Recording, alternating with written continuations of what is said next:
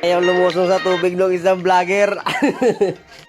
Mapagpalang araw po mga kabarangay, at ngayon nga po ay iaahon na po natin ang ating bunbon. Yan po ay 2 weeks na po.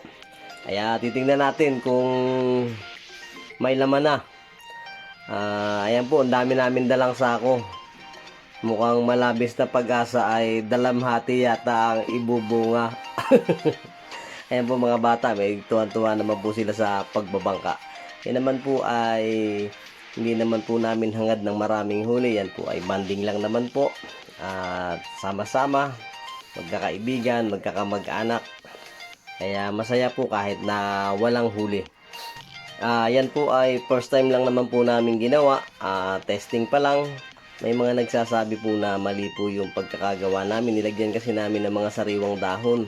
Yan daw ay maamoy, kaya sa susunod ang gagawin namin ay hindi na namin lalagyan ng mga sariwang dahon, mga siit na lang talaga, mga tuyo na ang ilalagay namin. Puro yata yung hita.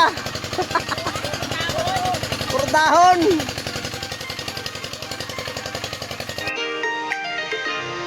Wala yata.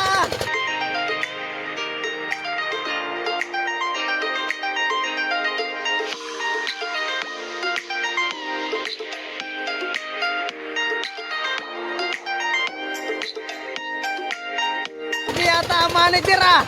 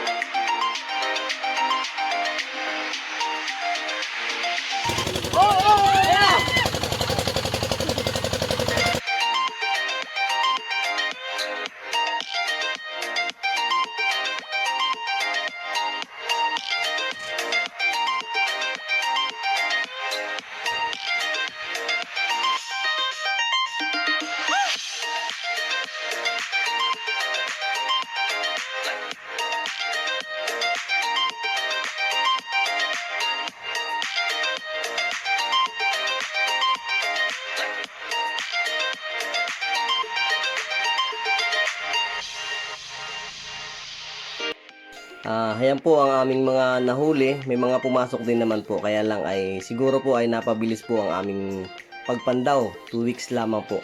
Susunod po ay medyo patatagalin namin. At kami po ay mag-uuwian na.